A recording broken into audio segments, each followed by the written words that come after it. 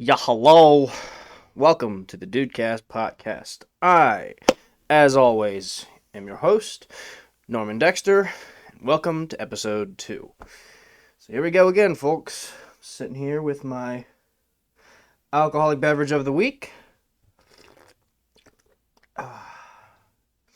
Tastes great, and I'm here enjoying an unscheduled day off because 'tis the season, quite literally.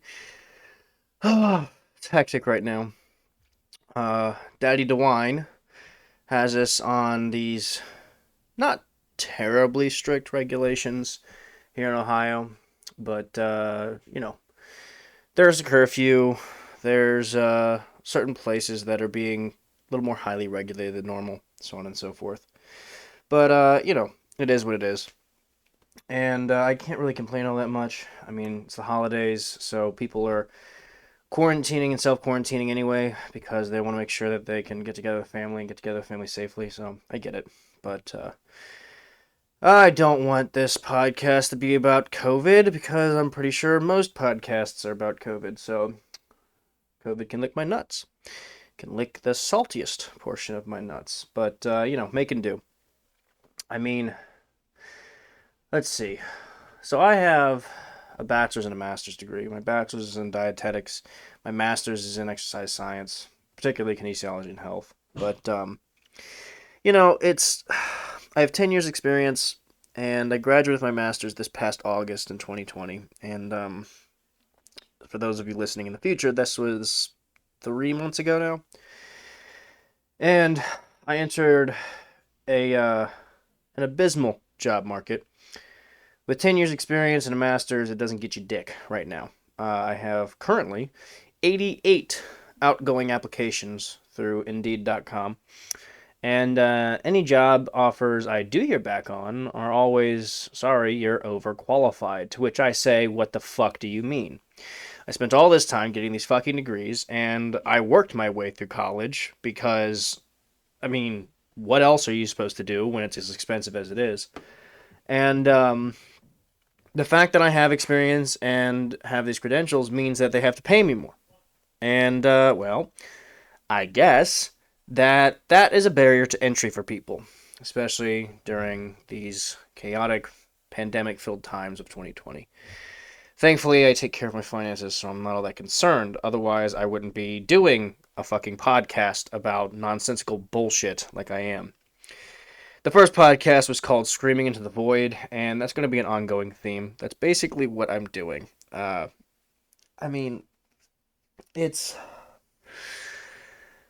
fun to kind of just talk and get things out. I mean, some people journal. I guess I'm going to make a podcast now. I had every intention of doing like 3 of these a week, but at the very least, I'm going to do 1 a week. We'll see how that goes from there. And I'm only going to be doing them on YouTube for now because I tried putting it on one of these other platforms, and it just seems to be a giant pain in the ass. Maybe I'll figure it out. Maybe I won't. I don't know. Maybe if this picks up some steam and I can garner some support, maybe I'll put a little bit more time into it. But until then, just on YouTube for now, which that's definitely not going to get monetized. I say fuck too much, amongst other problematic phrases. So anyway, here I am. So, what do I have written down to maybe talk about today? Well, something that's not written down that I do want to talk about is the raw dog fucking that Dave Chappelle has taken from Comedy Central. You know, I love comedy. I love everything that has to do with stand-up and just the realm of comedy in our world, in our society, in our culture. And, Dave Chappelle is an icon in there. And, it really sucks that George Carlin isn't here today to see what is going on in our culture, but, because he'd be having a field day, to be completely honest. But Dave Chappelle, obviously, one of the most legendary still living names out there. And he came out recently in an almost 20-minute special. I don't know if it's special. It's called Unforgiven. But he released it on Instagram. I'm sure it's in other places too. But he goes on to tell the story about how Comedy Central basically fucked him with The Chappelle Show. The Chappelle Show made hundreds of millions of dollars for Comedy Central, and Dave never made hardly anything off of it. And they still own the rights to it. They still own his content and his material. And so when Netflix and HBO Max started showing Chappelle Show on their platforms, Dave called Netflix, of which he has a good relationship with because he had these stand-up specials with them recently. And he's like, hey guys, I'd really like it if you just not put that up there, to which Netflix promptly responded, sure. Which, props to Netflix, because that is a fantastic move on their part. They garner all the respect for me, Dave, and all of his fans, all his friends, and all his family, because that is a cool move. They support him just on his word. Meanwhile, Dave, in his 20-minute release, in his Unforgiven monologue, whatever you want to call it, he says, please boycott me. He goes, if you see anything Chappelle Show related, boycott it. Do not consume it. Ignore it. Until these motherfuckers decide to pay me, is what he said. And I agree. I was going to watch Chappelle's Show on Netflix, but Netflix has taken it off as per his request. So, fuck yeah, Netflix. Good for you. But it's an example of this media, these network giants, just kind of fucking people over. You know, we saw this with Harvey Weinstein in the Me Too movement. And Dave mentions in his little monologue about how fucked up that movement has done a good job of unfucking the fuckery, if you will. And, a lot of the monsters have been dealt with. Harvey Weinstein, the most reputable amongst them. But it's more than that, because people are still getting fucked, as Dave is a wonderful example of. And this is one of the reasons why I'm making a podcast, because I'm just some nobody from Ohio. I'm just some guy, like I said in my previous installment, I am just a guy who's screaming into the void. I'm nobody of importance, I'm nobody of fame, and I don't want the fame. I just want to talk, and I just want to get my word out. And I think there's a lot of people that want to do that. And the cool thing about podcasts is that you can do it that way. Your voice can be heard. People can hear you. People will listen to you for no reason other than maybe you're relatable, if you're lucky. If not, well, you get to vent. And that's cool too. So the idea that I can put whatever energy out that I want and no one can stop me is pretty cool. And I think that, the way Dave has come out against it and asked his fans to do what he did, to do as he's asked with the boycott on the Chappelle Show and everything, I think that's great. Because he's the only one that has the balls to do it. Joe Rogan talks about this a lot too, how, when you get a certain amount of fuck you money, you can kind of do whatever you want. It's one of the reasons why he did the podcast the way he did. He just wanted to have fun. And he didn't want a producer sitting there holding his hand and telling him to do A, B, C, D, E, F, G. Joe wanted to do his own thing, and that's why it's so successful. Obviously this is a podcast, and I'm trying to become successful in the same notion, but like Joe, I have no dreams of becoming this insanely popular podcasting star. I have no goal. I have no aspirations. Would it be cool? Sure. If I could make a living doing this, great. But the only thing I would garner from that would be useful to me is I get to meet some cool people, connect with some cool people, collaborate with some cool people. And hey, maybe one day I get to a point where I could actually sit down with Joe, right? I mean, that would be the dream, wouldn't it? But the thing is, it's not a fiscal dream. It's not this thing that I'm aspiring to do. It's just this cool thing that could happen one day. I know they tell you never meet your idols, but fuck that, man. I mean, they're just people. I mean, that's all you hear, right? People ask, well, how's Joe Rogan in person? He's the same. It's a 3-hour, 4-hour, 5-hour podcast. You really think anybody's capable of acting for that long? And it's the same with me. This is how I am. Now, I am a little bit lubricated because of, the alcohol, but whatever, what is it? Drunk words are sober thoughts or some shit like that, right? Although, it doesn't really apply to me because I don't have much of a filter, so, whoopsie. But, we live in a very chaotic world where nobody really knows what the fuck they're doing.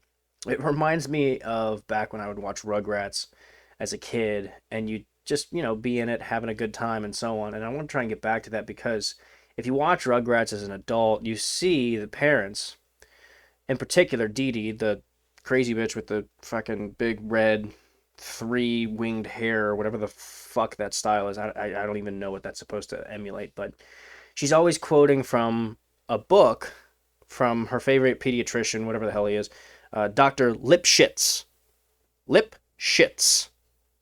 Played off as a German name, but it's Lipschitz. Come on. He's talking shit.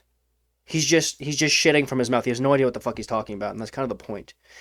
Whether you're a parent, whether you're a bachelor or bachelorette, whether you're just somebody who's trying to work their way through life, good, bad, and everything in between, you have no idea what the fuck you're doing, because no matter how good of a plan you have, life has a way of kind of just throwing a wrench into things at fucking random.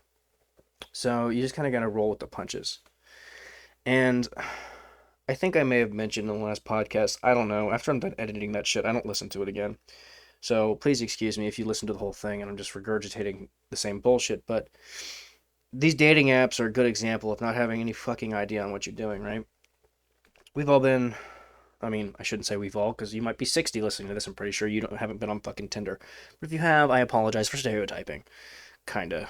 But it's Tinder and social media and these dating apps, and it's such a mess. And I mean, I get it. It's COVID, it's lockdowns. You need to meet people. We need socialization. Even the introverts and the anti-socialites like myself, they need that interaction, and we crave it. We're social creatures, after all. You know, we're in need of that interaction, that human contact. And sometimes it's not a dating contact. It's not somebody you're looking to just, stuff like a Thanksgiving turkey. It's someone you just want to sit down and have a conversation with. It's one of the things that makes this podcast so hard to do, because I'm by myself, and I just kind of rant on, go on one tangent after another. I don't plan this shit out. I don't write a script. I could, but that would be more time. The idea is just to sit here and talk and talk and talk for about an hour. And of course, this time I didn't fucking bring a watch with me or my phone over. I prefer not to have my phone with me because I don't need that fucking distraction. But last time I wore my watch and I had the timer going, so I knew when I was getting close to an hour. But right now, I am fully winging this shit, so I have no idea how long this will go for. If it's not an hour, sorry. If it's over an hour, sorry. But sorry, not sorry. Lick my dick. I don't care. Fuck. Can you tell the production value here is not that high? Christ. But anyway, dating's weird. Dating's really fucking weird. So I'm 28 years old. I'm single. I live in a house with 3 roommates. And thankfully I own the house. And things are good. I definitely cannot complain. Not in the slightest. My financials are good. Even in these wacky fucking times with lockdowns and unemployment rate through the fucking roof. But I'm making it work. And dating right now is weird. Loneliness right now is weird. Finding your independence is a hard thing to do at the moment. Because, man, just interacting with people, especially on an intimate basis, it's difficult. Because you think you have a game plan going in, you think, yeah, no, as long as I communicate, as long as I'm honest, as long as I'm truthful, as long as I know what I want, I'm good. But the weird thing is, you can know what you want. You can have expectations and goals for a relationship. Like, all right, I want kids. All right, I want that white picket fence. I want a wife who maybe works part-time but is mostly at home taking care of the kids. Whatever your dream scenario is. Maybe you just want to be career driven and you don't want a husband or a wife. Maybe you're polygamous. Maybe you want 16 partners. Maybe you just want to be the third wheel in a throuple. Maybe you just want a husband or a wife, and you just want to live alone, not have kids, and travel the world. I don't know, but the thing is, you probably don't either. You have an idea on what sounds nice. These, I guess, ideal circumstances that you're hoping for when you meet somebody. And when you go on these dating apps, you listen, hey, I'm looking for this, I'm not looking for hookups, or I am looking for hookups, or I'm looking for a friend with benefits, or I'm looking for a couple, or whatever it is. And for those of you who only know about monogamy, I apologize, because you're not it's not just about being with one person. It's 2020. There are a lot of people out there who are with several different people at the same time, and trust me, it's fine. If you have ethical qualms with it, that's fine. If you are for that or against that, whatever, you do you, boo boo. It's up to you. As far as me, I'm still figuring it out. My whole life, I thought there was nothing but monogamy. The last couple of years, I have now found the realm of polygamy. Now, have I tried it? Kind of. I've been invited into couples. I've been invited to partner with certain people. But it's a weird situation. I don't know what to do with it, and like I said, I don't know what the fuck I'm doing. And my whole point in bringing this conversation up is that a lot of us don't. As experienced as we may or may not be, we're really fucking lost. I mean, I had a conversation the other day with a 19-year-old, and she was schooling me on this shit. Um, that particular conversation was about stuff going on in the kink community, because I've been kind of reaching out to old friends and making new friends in that community because, well, I got out of my most recent relationship. It was quite vanilla. I asked in the beginning, hey, what do you think about the kinkier stuff? She embraced it at first, but as things went on, she decided she wasn't comfortable, so we didn't. It came to an end because she couldn't accept the kinkier stuff. Even though I wasn't bringing it up or asking her to do it, she said, I don't like it. I think it's weird. I don't want to do that anymore. And I just can't accept that you're into these things that I'm not. So I'm leaving. I'm like, all right, cool.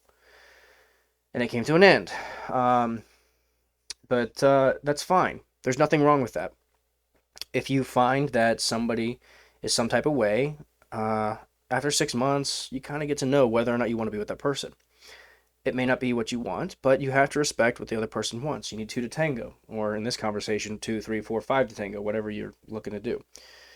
But it's a confusing time. It's a confusing world, and it's a confusing area because you're dealing with emotions. Emotions are by definition irrational, and so that's where communication becomes so fucking key. But the thing is, you have to know how to communicate, and the thing about that is that sometimes people don't know how to communicate. Sometimes people have a particular way to communicate, and sometimes, in my opinion, this is the worst case scenario. Somebody thinks they're communicating, but they really aren't. They don't know how to communicate. They don't know how to tell you how they're really feeling because they don't know how they're feeling. Their insecurities are clouding how they really feel. And sometimes when their insecurities are building and bubbling up and they don't know how to work through those insecurities, they can turn into resentment, and then sometimes that resentment can turn into shame, or it can turn into anger, and it can get projected onto their partner. And that's been my experience more often than not. Another one is because of these dating apps, you can just exchange someone for someone else. If someone isn't checking all your boxes, why stay and work it out? You can just go back on Tinder, find someone better, right? It's a very strange time to be dating right now because there's this allure of you could always find someone better. You can always find someone better. Why settle? Why settle? It's the same thing with these careers, right? Why should you settle for this pay? Why should you settle for this position? No, you deserve more. You deserve the whole fucking world, right? You deserve to be an astronaut, a doctor, a lawyer. That shit that we were told growing up as millennials, right? You can be whatever you want. You can be president of the United States of America. Hell, by this point, you can be president of the whole fucking world. Whatever, right? But they're these very strange expectations. And it's really sobering when you're seeing these TikTok millionaires that are 14 years old, 15 years old. And then you see the same group of people depressed. They have all the fame, they have all the money, they have all the connections and the friends and the family. But they're miserable. And I can't. These dreams of grandeur, of fame, of money, we're taught our whole lives, at least here in the US. If you're listening to this overseas, I'm sorry, I cannot relate to your experience. It depends on where you are, and there's too many for me to count, so I'm just going to go by my experiences. Here in the US, growing up in Ohio my whole life, we were told, go to school, work hard, get a degree, work while you're getting your degree, pay off your loans as you can, get a scholarship, or maybe your parents can help you pay for it. Do whatever you can to become financially stable. Get a job that pays well, and then just coast to retirement. That's what you're told. But what if you did all that at 15? What if you did all that at 25? What if you did it all at 35? Then what? What if you did it all and finished at retirement age of 65 like they told you to? You're retiring from something, not to something. What are you going to do with your life? I mean, you can only, sleep in till 10 in the morning because you don't have to get up and go to work anymore because you're retired. And again, this could be 35, 65, 15 in some cases with these TikTok stars. You can retire and then you have nothing to do with your life and then you're just bored. Yeah, you can hang out with friends, but they got lives, they got jobs, they got families. You could commit to a goal, you could learn a new skill set, you could travel the world, all these things. But here's the thing, if you have unlimited funds, for instance, and you can travel wherever you want, after 2 years, you've basically gone all over the fucking place and you got nothing left to do. And so then you got to focus on your relationship. The problem is you're in such a unique position. Your relationships are skewed because they have their own lives to build. See, when you have constraints or obstacles in your life to overcome, those are the things that take your focus each day. You wake up, you got to go to work, you got to make money, you got to take care of the kids, you got to walk the dog, do laundry, clean the house. You take those obligations away, and all of a sudden you're left with these thoughts of existential existence or of existence. You go through this existential crisis, and it becomes weird. And I think that's why goals are important. But at the same time, this isn't, here I am, motivational speaker. You got to have goals, man. You got to achieve this and that. No, no, no, no. It's not about that. It's doing what feels good. I talked about addiction in my last podcast and how it's easy to get obsessed with things. And you got to kind of play with that to make sure that you're not easily addicted to not just bad things like heroin and meth, but the good things too. You can work out too much, and you can get too engulfed in a good healthy, quote unquote healthy routine of, okay, I'm only going to work out, I'm only going to eat these meals, I'm going to go to sleep by 10 o'clock every night. Well, then your social life suffers. You can't go out with friends and they want to go out to dinner or go out for drinks or whatever, and that's fine, but you have to realize that you're sacrificing something, you're exchanging something when you do that. And that's important.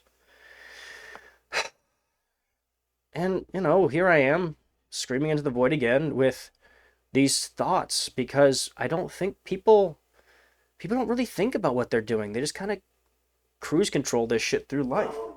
So, it's compelling to just sit here and kind of think outside your own head for a minute, I think that's why so many people started smoking weed. I've only smoked weed 3 times in my life, and I'm a huge lightweight. I mean, Christ, this one drink I'm drinking now is getting me tipsy. One toke of any joint or blunt, I'm gone. I'm useless for a few hours.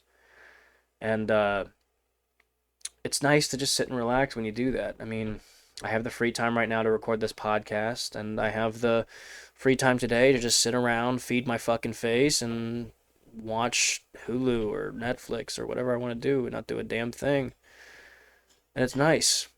And going to school for as long as I have, God, I went all through regular grade school and high school, graduated at 18 or 19. I was one of the older ones in my class. And then immediately went into engineering school. I liked it. I did well. I was ninth in my class, but I didn't want to sit at a desk my whole life being told what to do. So I left. I became a trainer, and I loved it. I'd wanted to be a trainer my whole life. I just knew it wasn't going to make me any money, but I said, "Fuck it. I want the quality of life, man. It's one of those things that's non-negotiable for me. I want to enjoy my work, and I love training. I love my clients. I could be having the worst day of my life. Girlfriend breaks up with me, or grandma dies, dog dies. I'll go in and I'll train one person, and I'll already feel better after the fact. And that's something I'm not willing to compromise on. And it's one of the reasons why I haven't accepted a couple of the job offers I've been given because, well, they have strict hours, shift work or 9 to 5. I can't do that and train people at the same time. So I'm looking for something flexible or something virtual because I don't want to stop training people. I love my clients. I want to keep working with them. It makes me happy. And so, I trained for a couple of years, and then I had an amazing opportunity to get my schooling paid for. So I went to school back in 2013, did my 4-year degree, but it jaded me a little bit because the higher education system is bullshit. I mean, I had a 3.96 GPA the first 2 years at UC Raymond Walters, now called UC Blue Ash. And I loved the chemistry, the biochemistry, the physics, the calculus. It was so much fun because it was a good learning environment. I loved the professors, my classmates. We got along really well. It was awesome. I enjoyed my time. Then I went to main campus UC, University of Cincinnati. And it was just terrible because all the professors cared about, save two of them were amazing, but the rest of them, they're just like, hey, don't ask questions, read the fucking slideshow and take the test.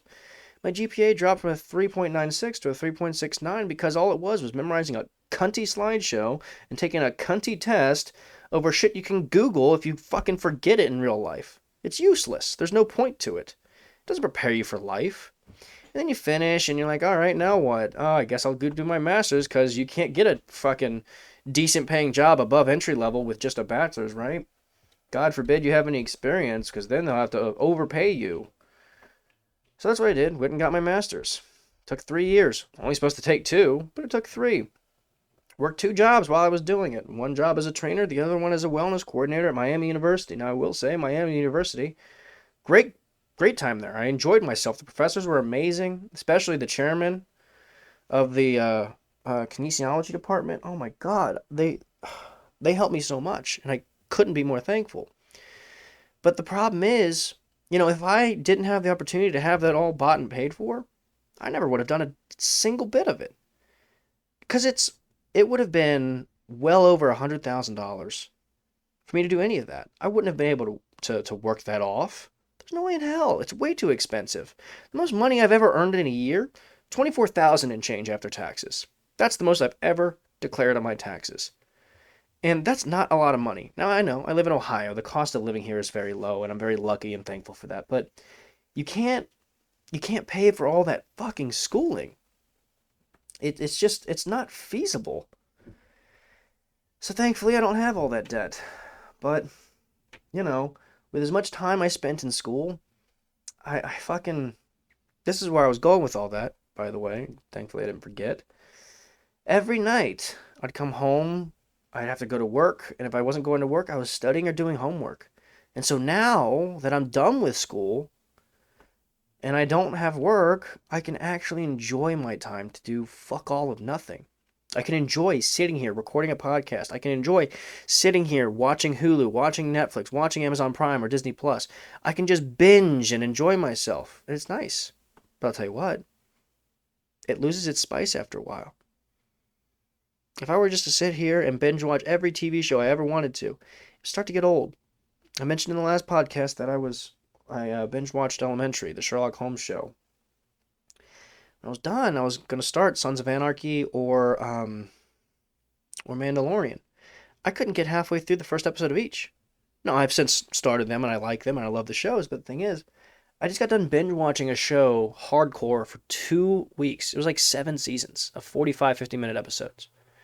When you do that, it takes it out of you. It's kind of draining. And when you finish, you're like, I need a break. I need something else to do. And that's what I did. I basically took a week off to do something else. And that's when I started this podcast. I had nothing else to do.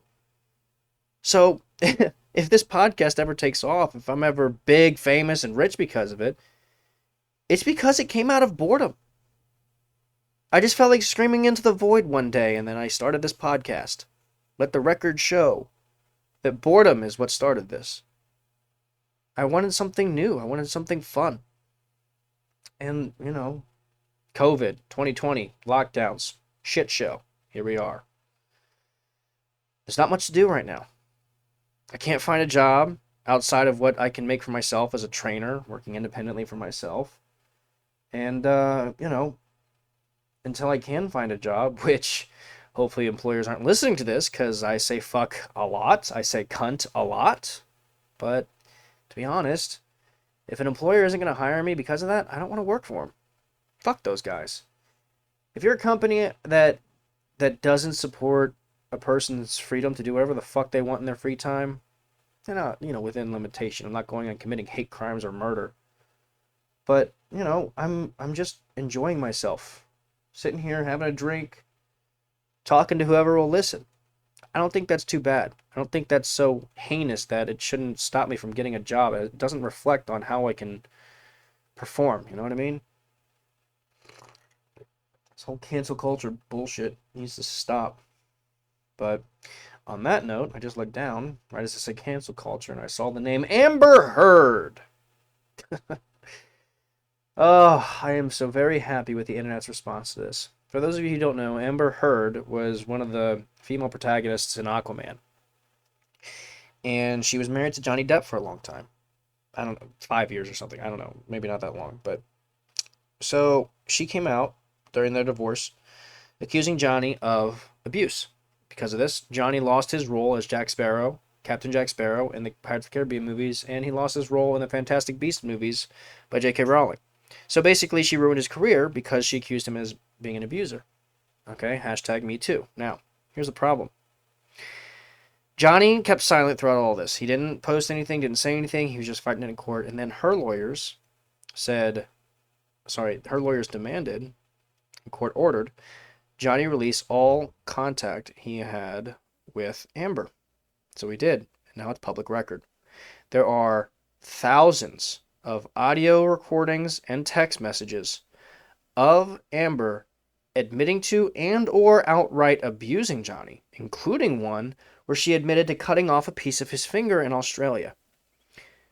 So here's a woman who straight up caught red-handed abusing her male partner, who is getting paid $150,000 to give hour-long speeches at Me Too movement rallies. Yes, $150,000 she is paid to speak for an hour at a Me Too conference. Or maybe it was 15 minutes even. I don't care. $150,000 to talk is fucking retarded. I don't care who you are. That is fucking nonsense.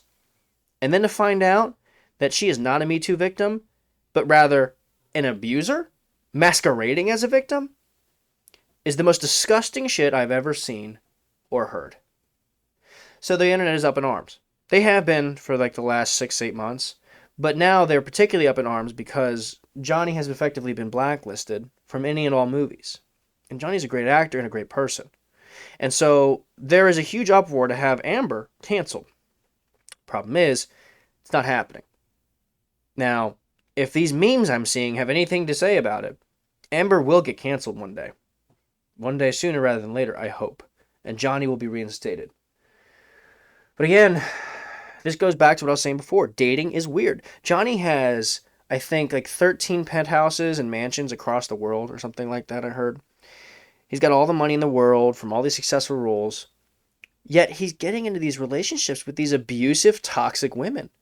Relationships are hard, man, no matter how much fame, success, and money you have.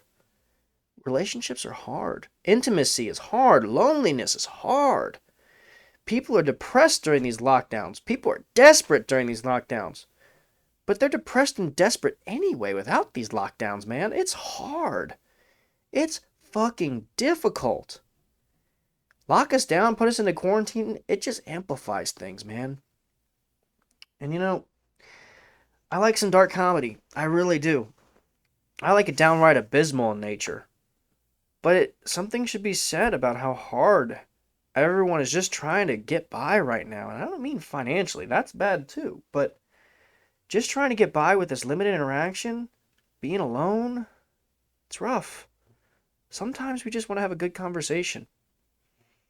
And you know what? Maybe that's what Tinder can be for you. Maybe you just talk to a few people. People you don't know. People... You just want to learn something about somebody new. You just want to hear a story from somebody about their life. That's all. You just want something new from somebody. You don't want to fuck them. You don't want to kiss them. You don't want to hug them. You just want to talk. That's all you want. You want to socialize. You want to be interacting with people. But you can't. So we find another way. It's a crazy time, man. It's an absolutely fucking crazy time. But the Amber Heard thing, I'm done talking about that. You know, she's a fucking cunt.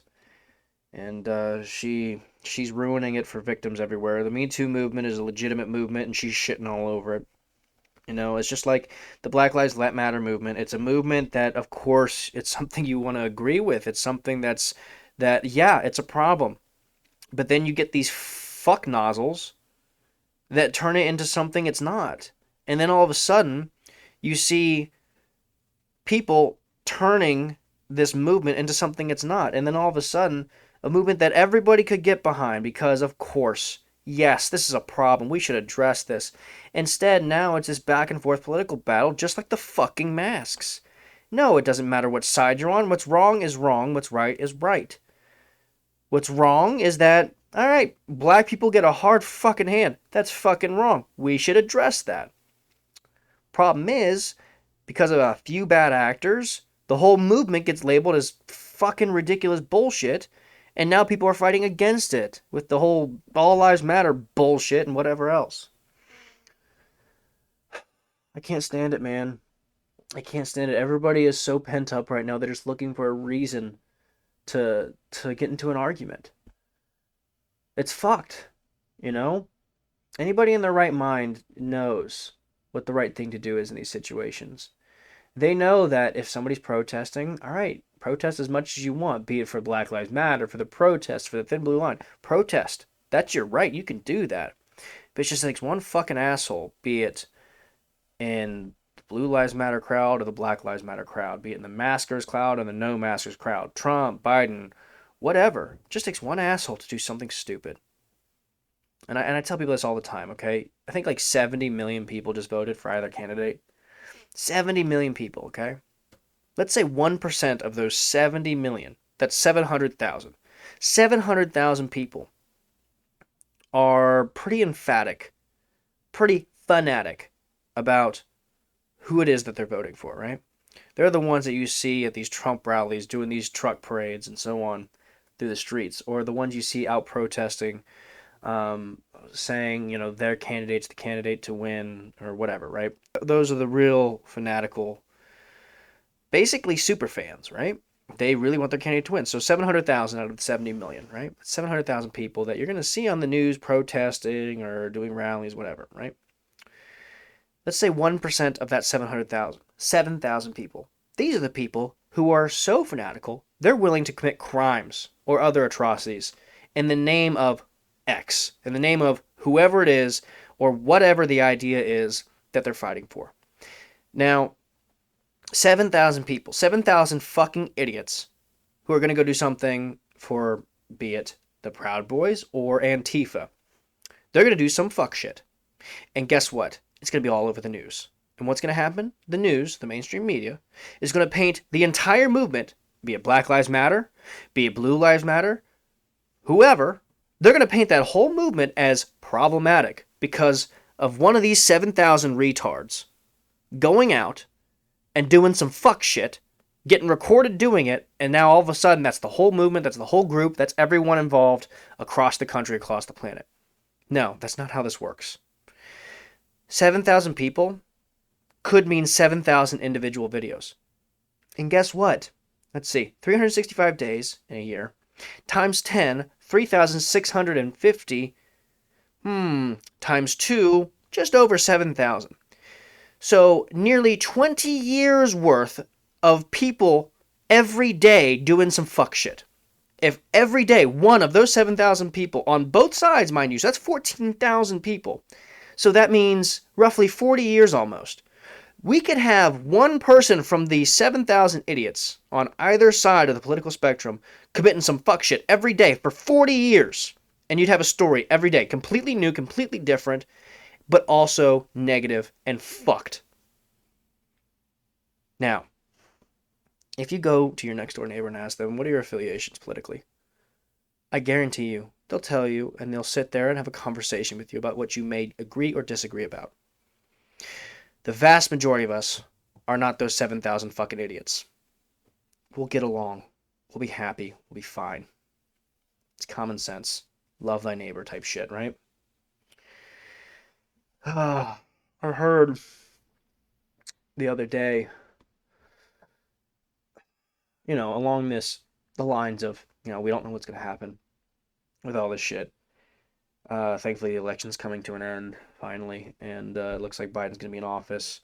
So that means what it means. I have yet to reveal to anybody my political affiliations. I like to consider myself pretty independent of anything because I like individual issues, not picking teams or sides. I think that's fucking stupid.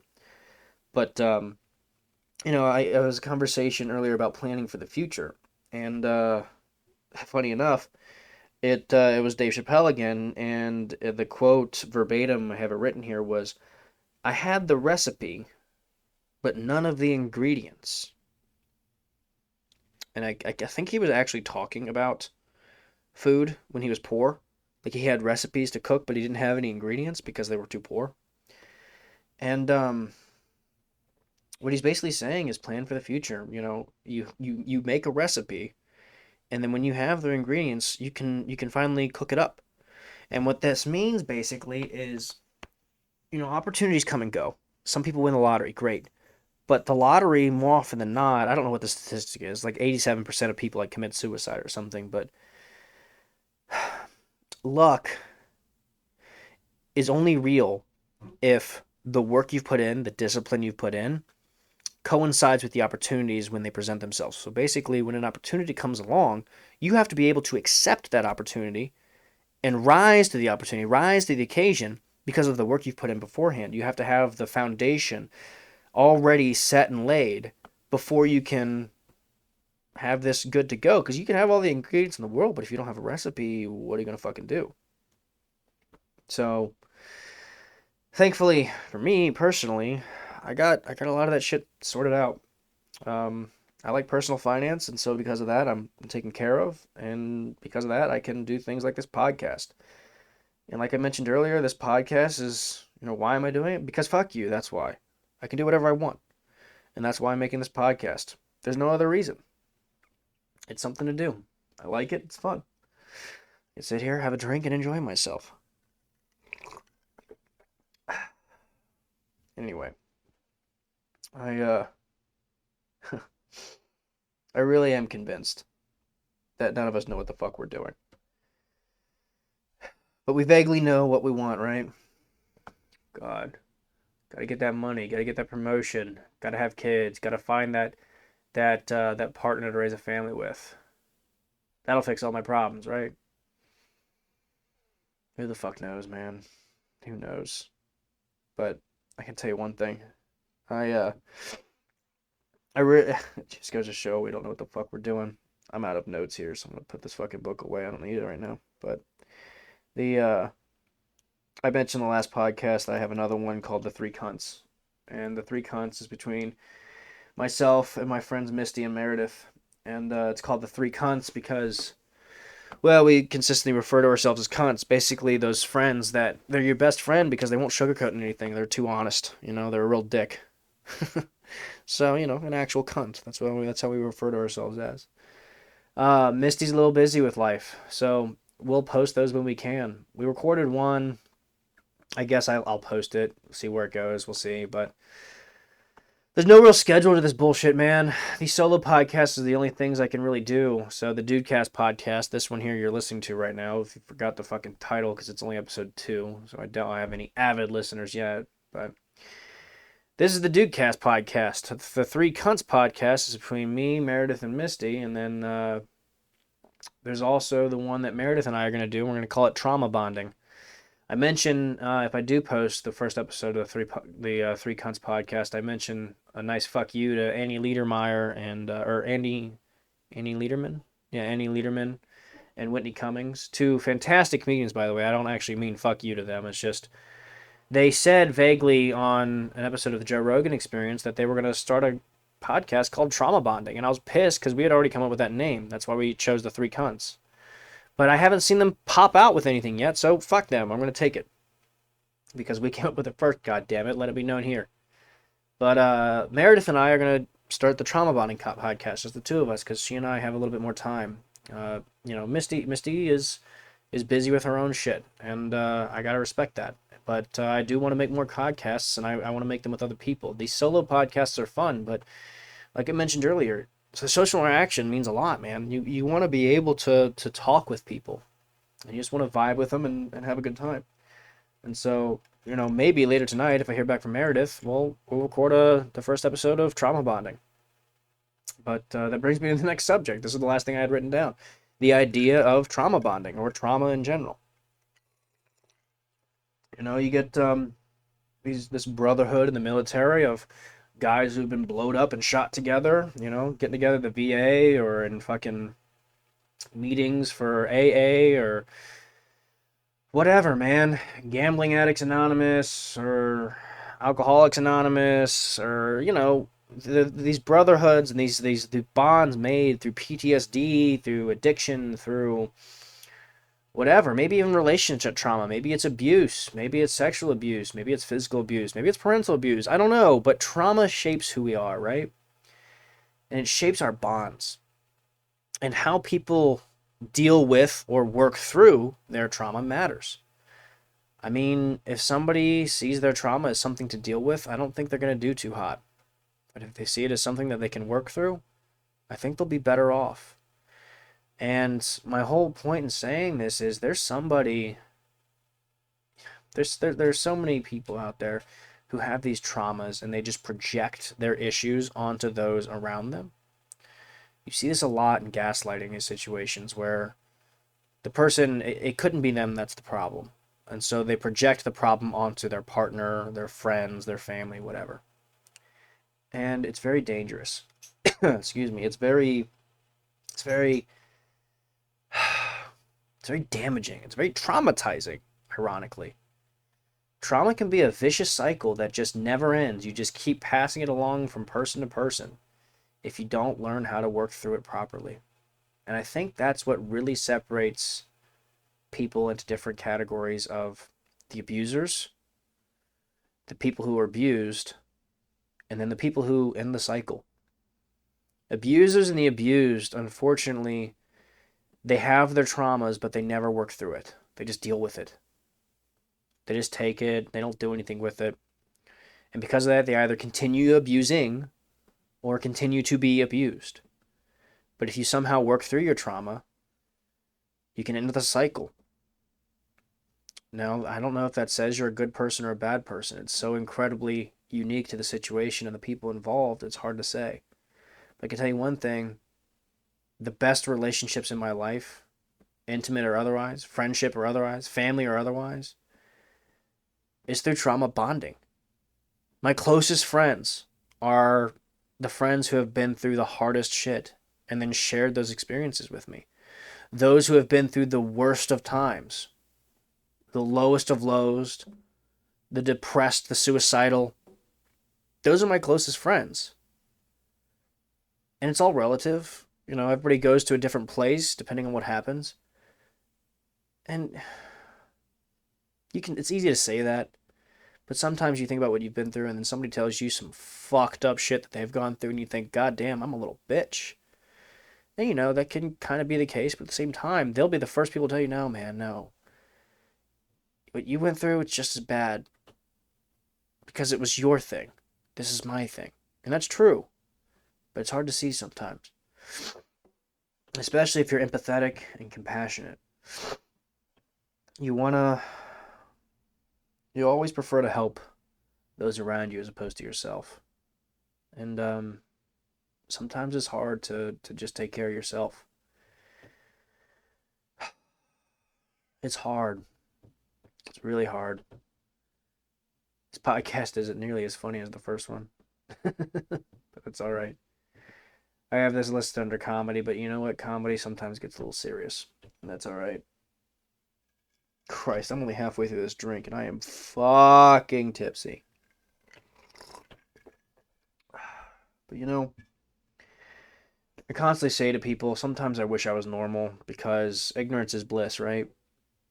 Sometimes I wish I wasn't so aware of my issues, and I wasn't so aware of all the traumas that I've been through personally, or that even certain friends around me have been through. I just want to have that white picket fence, go to fucking Bible study on Wednesday, and go to church or whatever the fuck normal people do, and then just watch the game with some friends on Sunday or Friday or whenever the fuck football games are. I don't even know. I don't watch sports. But sometimes I wish for that life, but then other times I'm really thankful for what I have because I would not. My slogan is I'm not normal, I'm Norman.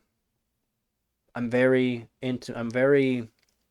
aware of the fact that I'm a bit fucking different than most people. And I pride myself in that because it affords me a very particular perspective, but also it affords me the opportunity to connect with people in a way that I know a lot of people are unable to.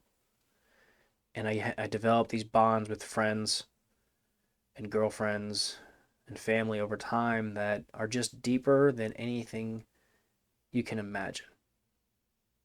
And it's one of the best feelings in the world. I mentioned how earlier my job as a trainer, it's a quality of life decision for me because I develop bonds with my clients. When you're a trainer, you are basically your client's therapist. They will tell you their deepest, darkest secrets. You didn't ask for it, but they're going to give it to you. And let me tell you, sometimes it's fucking hilarious. Good God, if I ever have a stand up routine, I would have ample ammunition. Let me tell you. But the thing is, they will confide in you, and sometimes you're their only friend. And, you connect with these people in a way that maybe they don't connect with someone else in their life this way. It's a profound thing. And I love that about my job. It doesn't feel like work when I'm working. It's one of the reasons why I want to do podcasts with people. It's one of the reasons why I enjoy my friends so much. I may rarely see them, but when I do, God, it's uplifting. I could be up all night talking to them. It doesn't feel like a chore. I don't feel obligated. It's nice.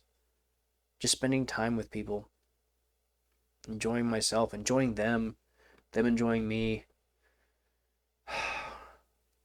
I don't know. If I had any advice to give, I would say if you're trying to find love, I'd find it in friendship first.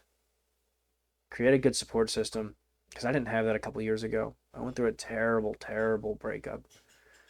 One where I spent nearly 3 years, just 1 week shy of 3 years, committing myself to this woman who basically changed all of who I was. She couldn't stand how obnoxious and just how unique, I guess, I was, just how much I stood out like a sore thumb.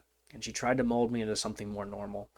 It wasn't me, but I was happy, or so I thought, and I wanted to make her happy. I didn't want to step on her toes, so I danced around on eggshells the whole relationship, and I didn't realize I was doing it until it was over.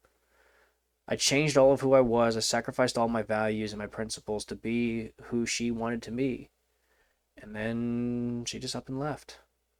She left for somebody who I perceived as lesser than me. And that's okay. She wanted something else. She wanted someone else. And she's entitled to have what she wants. She can live her life the way she wants to. Did it suck? Yeah. It sucked a lot. In fact, because I sacrificed all of who I was for this person, and then they were like, nah, don't want it. Deuce Magoose, I'm out. Shattered me. Shook my entire foundation. It damn near destroyed my foundation. So I had to rebuild it. I had to start from scratch. I realized I didn't have any self-worth. I realized I didn't have any value systems left in place, so I had to rebuild it. And you know what is the best thing that ever happened to me? I created an astonishingly, just the best support system you could ever imagine. The best friends. The best people I could have ever hoped for. I could not have dreamed of meeting the people I did. The people that came out of the woodwork to support me in that time of need was astonishing, and it was the greatest blessing. I could not be more thankful for the people, for the relationships, the friendships, the love that I received. And to this day, that's only built and deepened and become more fundamentally a part of me. I could not be more grateful for that. Trauma shapes us if we let it. And if we let it, it will take us down a path of calloused hardship. What do I mean by that? I mean, yeah, it sucks. It hurts. It's painful. But just like building calluses on your hands from working hard, it affords you a certain capability to deal with shit when it gets hard. And then all of a sudden you're not all upset anymore when things don't go your way. And all of a sudden you find yourself responding rather than reacting. And it's a really good feeling, man. Especially when people are shit to you and you can analyze them and realize, oh, that's why they're doing this. It's not because they're a shit person, it's just because they don't understand. That's a cool feeling, man.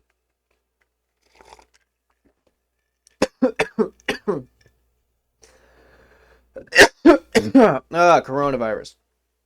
Oh, the alcohol went down the wrong pipe. Fuck me. Excuse me. Anyway. This podcast got deep, didn't it? Can you tell where my head's been all day? Fuck me. Yeah, man. These are the conversations you have getting high at midnight with your buddies. And here I am all alone having the conversation with me, myself, and I. But hopefully somebody's listening. Hopefully I can scream out into the void and somebody will hear it. Hopefully that's good. But I think we'll be okay. It's a weird time, it's a new time. Every generation has its flaws, every generation has its obstacles to overcome. These are ours. These are ours. But I don't know what I'm looking for anymore, and that's okay. I don't know if I want a wife. I don't know if I want the white picket fence. I don't know if I want a family. I don't know what comes next. I can tell you what I'll do, though. I'm going to put myself out there, and I'm going to talk to whoever I feel like talking to. I'm going to enjoy myself, stay true to my values, my principles, and my worth.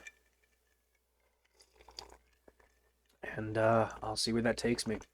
And I suggest you all do the same. Do what makes you laugh. Do what makes you feel good. Don't get addicted to crack, please. But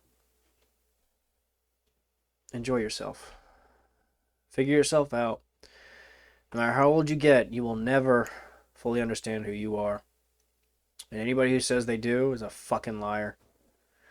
The more you think you know, the less you do. The less you think you know, the more you do. Because when you think you know nothing, you have this incredible drive and ambition to learn as much as possible. Stay open-minded, because otherwise you'll find yourself constrained to a miserable existence.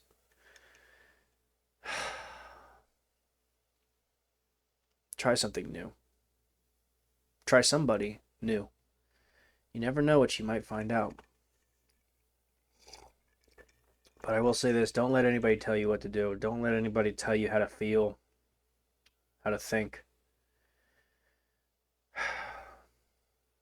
That's not the way to do it. You only have one life. Or so we think. Who knows? Maybe we're in the Matrix, right? I think it's more likely that we are, isn't it? I don't know, man. It's a weird time. The holidays are upon us. And I don't even care that yeah, that's actually a good subject. When I was in high school, I I was always I would have plans with the girlfriend or whatever, right? And maybe they would fall through and I'd get all excited because then I could have the night to myself to play video games, hang out with friends, watch a movie, watch a TV show, whatever. After high school, I got into relationship after relationship and slowly lost that. And, I'd clear my night to have plans with the girlfriend or whoever, and then out of nowhere, she'd cancel or something would come up, and then I'd be all depressed because I couldn't go see her or whatever, right? Well, just this year, I got to a place now where I'm happier than a pig in shit to be home alone doing fuck all of nothing. I finally feel like I'm back in high school again. Like I mentioned earlier, when we were kids, we just did things. I mentioned about Rugrats. We just watched Rugrats because it was fun. It was Rugrats. They went on these adventures. It was cool. You get older and you start to analyze shit, right? Like what I said about Dr. Lipschitz. We analyze it. That's what we do. We're adults. We look into shit. We overthink shit. That's what we do. I feel more like a kid lately. I feel more carefree and just out here to enjoy myself. That's a good feeling. Plans fall through. Oh well. Somebody, say I get on one of these dating sites, right? And somebody wants to meet up right away. Maybe I'm not in the mood. And guess what? I have no sense of urgency to meet anybody because I'm happy. I like my life right now. I like where I am. It feels good. And you know what? If they're worth a shit, they'll stick around and wait for me to be ready to meet up. You know, if they can't wait a few days, well, they can fuck right off, right? Ah, I had I had an interesting conversation with someone last night. If she listens to this, she'll know who I'm talking to. She'll know I'm talking about her. And, it's not a big deal if she does. I'm not gonna name her, but she's the one who got away. You know what I mean? There's always that one, right? That one, the one who got away. We were together for about a month, and she found out that she got into this amazing master's program, and she just decided that she was going to be too busy. She wouldn't have time to date with anybody. And in retrospect, I can respect that. When it was happening, it kind of sucked because, I mean, when it was happening, God, dude, it was amazing. The sex was incredible. But moreover, we just clicked. And now that I'm thinking back to it, I think we clicked better than anyone I'd ever been with. And that's relative. I don't know if I'll click with someone new or not, but the way her and I clicked, it was something special. She was the one where I'm like, I can't wait to meet your family. I can't wait to go to Christmas dinners with your family and mine. I can't wait to kiss you when the ball drops. I can't wait to move in with you. I can't wait to marry you. Can't wait to have kids with you. I can't wait to live my whole entire ass life with you. That's how that felt. And that was just after a month of being together. And here we are, a ways on later. She's still got one semester left in school, and I just couldn't stop myself from reaching out to her and telling her, hey man, I just want to talk. I just want to sit down and catch up. I want to hear from you. And she responded, and it felt good. And I found myself just sitting there trying to think, oh, how should I respond to this? Oh, I don't want to scare her away. I don't want to. It was fucked up, man. I I found myself sitting there. I literally sent two or three different messages on Instagram and then unsent them. She had already fallen asleep, so maybe she saw them, maybe she didn't. At least I think she fell asleep, but I don't know if she saw them or not. And then finally, I came to a message I liked that I finally sent through and let it sit. And I think it's fucking stupid that I had to think about it that much and overthought it that much that I had to go back on what I sent so many times. But I think that's what happens when you're talking to somebody in virtual space and not in person. If we were in person, it'd be different. But COVID, lockdowns, she's still in school and working full time. I get it. If it's meant to be, it's meant to be. If it's not, whatever. Maybe I'll meet somebody else. Maybe I won't. I don't know. You live a different life when you don't have expectations. And I think it's a better life. You get disappointed less. You're a little more carefree. And I think you go further. I think you enjoy yourself more. And I think you lead a more fulfilling life. I really do. So it's funny because I reached out to another friend uh, as I was sitting there overthinking this conversation last night, and I asked her, I was like, "What would you do in this situation?" And it's kind of fucked up, but I feel a little bit bad about it. And if she listens to this, she'll probably laugh. But I fucked her over earlier on this year because her and I were kind of seeing each other, and problem is she lives like 40 minutes away, and I just kind of fell into a relationship with someone else, and I just neglected to tell her because I was a fucking moron. I uh I met someone new at random, and she lived 5 minutes from my house, and so I got all caught up in that and I just completely neglected to tell this other person. Thankfully, she's a really good person. She said, that's kind of fucked up. And I said, you know what, you're right. And I'm sorry. And, she's not going to forget that. So, that's a certain bridge that's burned. Thankfully, we maintained some semblance of a friendship, but the friendship's, it's, it's strained because of my fuck up. Which, it is what it is. You make the best out of it. She's still an awesome person. She's a great friend, and I know if I called her and I needed something, she'd be there for me, even though I fucked her over. I know I'm not perfect. No one is, but you can't help but feel bad about that. Thankfully, she found somebody recently who she's seeing, and she seems really happy, and I'm glad. Whenever I see that happening, be it an ex, somebody I was interested in, or just a friend, I'm always so happy for them. I just, I like to say I don't have regrets because, like Bob Ross says, no mistakes, just happy accidents. It's kind of true, but I wish it didn't hurt her. I wish there were people in the past that I had hurt that I didn't hurt. But you can't take back the hurt once you give it. You can just do right by them moving forward. And if this second person that I'm talking about, if she's listening to this, I hope she knows that I feel terrible about what I did and how I treated her. And, you know, I feel like there's certain levels and tiers to the word love, especially when you're talking about friends. But she's one of those people that she'll just be there for you. And it's hard not to love someone like that to some capacity. I have a lot of friends who I love and care for. And if they called me at 3 a.m. needing help, I'd be there and lickety split. You know, it's difficult being being in that position where you feel like you've wronged somebody and all you can do. I mean, apologizing only goes so far. They can forgive what they don't forget. You just gotta do your best. That's all.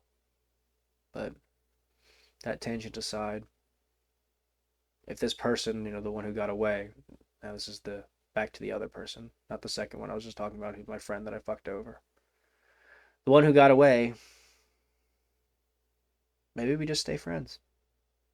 That's okay. You can't expect people to feel some type of way about you. You just can't. It's not right. You can hope for it, but the problem with hope is that you might get your hopes up and then you get let down, which is okay. You learn from it, you get better for it, but maybe there is a plan, maybe there is fate and destiny. Maybe the one who got away was meant to get away so that I could find the one. You never know. Maybe I will never find a one. Maybe there is no one. Maybe I'll die alone. Maybe I'll find a couple ones. Maybe I'll get divorced 4 times. Who knows?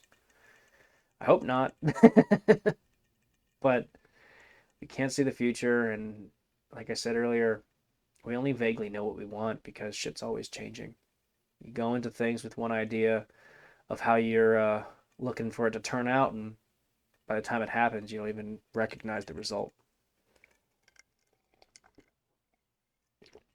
That's just how life goes. That's why it would suck to see the future, isn't it? Yeah. I can't even imagine what it'd be like to see the future. That's why the idea of heaven scares the shit out of me. People are afraid of hell. I'm much more afraid of heaven.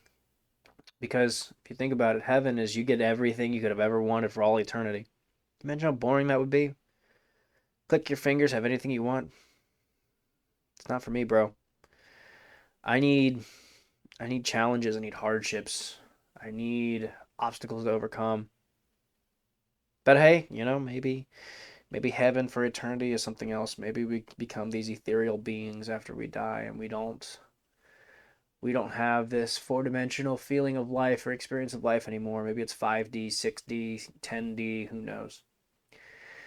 No one knows. All we know is our current reality and how things are. Try to live our best life, right? Cheers, motherfuckers. Ah, well, my drink's almost gone. And I don't have my watch on me, so I have no idea how long this has been going. But I think by the time this drink is gone, I'll bring this episode to a close. I'll probably end up calling this podcast episode the trauma bonding episode because, let's face it, I got a little deep. No, it can't be the trauma bonding episode. I'm only talking with myself. So we'll, I don't know what I'll call it. It'll be interesting. Maybe I'll call it Getting Balls Deep with Trauma. Yeah, I like that. That's a good name for it. Yeah, Going Balls Deep with Trauma. Oh boy. Something like that. I don't know. I am quite tipsy at the moment, so maybe my sobered thoughts will come up with something a little bit more clever maybe. I'm not sure, but let's finish this drink.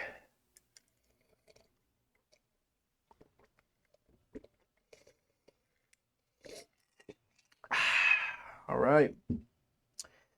Episode 2 in the bag.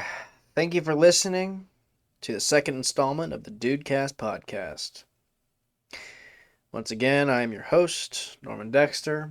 I appreciate you being along for my shouts off into the void.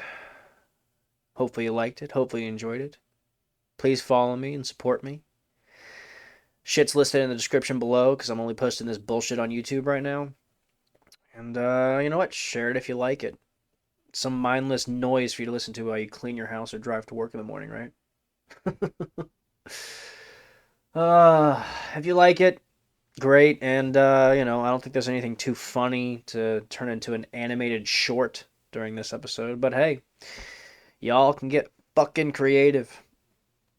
I do really hope there's an animator listening to these at some point and decides to make an animated short because that shit's fucking hilarious and it's bomb as fuck. You guys kind of know what I look like because I put pictures of myself in the thumbnails, but if you follow me on social media, you get an idea on what I look like. So there you go. If you're an animator listening, give you an idea. Any whore. Thank you for listening, and we'll see what happens. Maybe I'll do these once a week. Maybe I'll do 3 times a week. I don't know. The more I do it, the more of an idea I'll get. But I appreciate you guys being my audio journal and all. So, hope you liked it. Have a good one. Deuce Magoose.